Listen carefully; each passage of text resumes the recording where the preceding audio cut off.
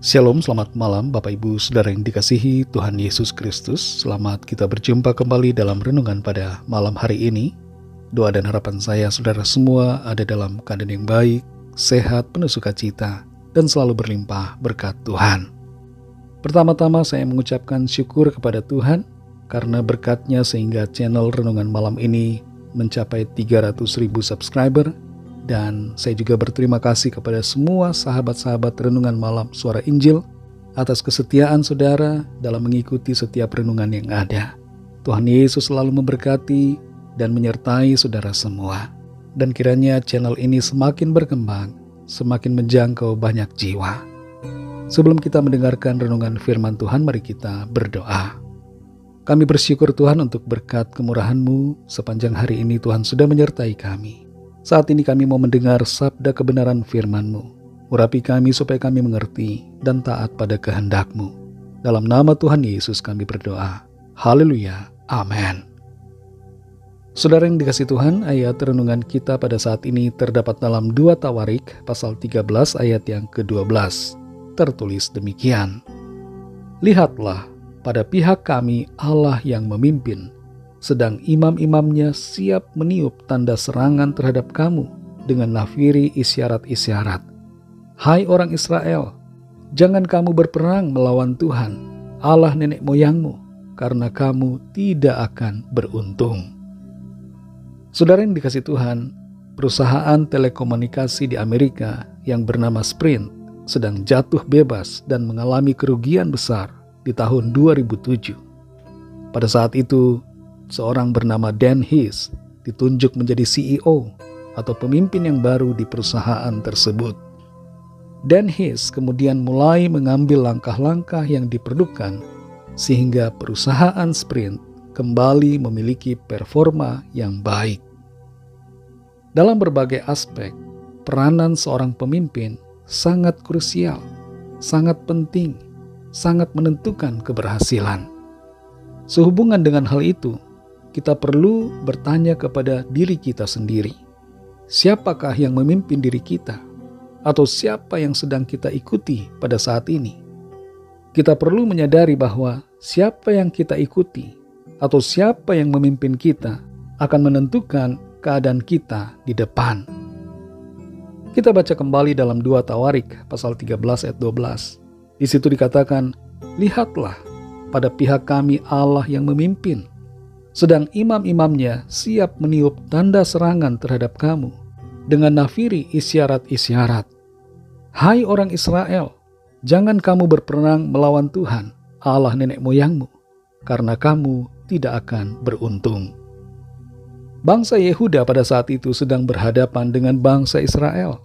Sementara Israel sudah meninggalkan Tuhan, bangsa Yehuda tetap berpaut kepada Tuhan, tetap mengandalkan Tuhan, dan berada dalam pimpinan Tuhan. Ketika mereka berhadapan itu, pihak Yehuda mengatakan kepada bangsa Israel agar jangan berperang melawan Tuhan, sebab mereka tidak akan beruntung. Di ayat-ayat selanjutnya, peperangan tidak terhindarkan, dan Yehuda mengalami kemenangan karena mengandalkan Tuhan dan karena dipimpin oleh Tuhan. Ada 3 dampak pimpinan Tuhan dalam hidup kita. Yang pertama, pimpinan Tuhan membawa kemenangan. Ketika hidup kita dipimpin Tuhan dan kita mau dipimpin olehnya, maka kita pasti akan mengalami kemenangan, yaitu kemenangan atas masalah, kemenangan atas pencobaan, kemenangan atas dosa, kemenangan atas penyakit, kemenangan atas kuasa iblis, dan kemenangan-kemenangan lainnya termanifestasikan dalam hidup kita. Yang kedua, pimpinan Tuhan membawa keberuntungan. Orang yang melawan Tuhan pasti tidak akan beruntung, sebagaimana tertulis dalam 2 Tawarik 13 ayat 12. Tapi orang yang menaruh harap pada Tuhan, yang mengikuti pimpinan Tuhan, akan mengalami keberuntungan dalam hidupnya. Keberuntungan ini meliputi berbagai aspek di hidup kita. Dalam Yesua 1 ayat 8 tertulis bahwa perjalanan hidup kita akan berhasil dan beruntung asalkan kita mengikuti firman Tuhan. Yang ketiga, saudara, pimpinan Tuhan membawa sukacita. Ada sukacita ketika kita dipimpin Tuhan. Sadari bahwa siapa yang memimpin kita akan mempengaruhi keadaan kita, termasuk dalam hal kebahagiaan hati. Sayangnya, tidak sedikit orang yang mengesampingkan Tuhan dan mengira hidupnya akan berbahagia di luar Tuhan. Mazmur 16 ayat 11 berkata bahwa di hadapan Tuhan ada sukacita berlimpah-limpah. Saudara dan saya yang ada di dalam Kristus, kita semua memiliki sukacita Roh Kudus dan ada damai sejahtera yang melimpah dalam hati kita. Saudara yang dikasihi Tuhan, siapa yang memimpin kita saat ini? Adakah kita dipimpin Tuhan? Ataukah kita mengikuti pimpinan dunia ini? Pimpinan kuasa kegelapan? Atau pimpinan diri kita sendiri? Kalau kita mau berhasil dan beruntung, kalau kita mau berkemenangan dan penuh sukacita, ikutilah pimpinan Tuhan senantiasa. Mari kita berdoa. Terima kasih Tuhan, kami bersyukur untuk firman-Mu yang sudah kami dengar, firman-Mu yang sudah ditaburkan. Kami bersyukur karena firman-Mu selalu menuntun kami, membawa kami yang melenceng menjadi lurus kembali, yang menyimpang menjadi kembali kepada jalur yang benar. Kami sadari Tuhan, kami butuh pimpinan Tuhan. Kami butuh pimpinan-Mu dalam hidup kami. Kami tidak bisa berjalan sendiri. Kami tidak bisa mengandalkan kekuatan ataupun pikiran kami sendiri. Kami butuh pimpinan-Mu ya Tuhan. Karena itu pimpinlah setiap kami, agar kehidupan kami senantiasa berkemenangan, kehidupan kami senantiasa mengalami keberuntungan, dan ada sukacita berlimpah-limpah di dalam hati dan pikiran kami. Terima kasih Tuhan, kami mau dengan penuh sukacita dan rela hati tunduk pada pimpinan-Mu, mengikuti firman Tuhan, menuruti apa yang Tuhan mau. Terpujilah nama-Mu ya Bapa. Berkati dan lindungilah kami Tuhan di sepanjang malam ini dalam istirahat kami. Lingkupi kami dengan kasih dan kuasa-Mu. Kami berdoa membawa setiap pergumulan kami masing-masing.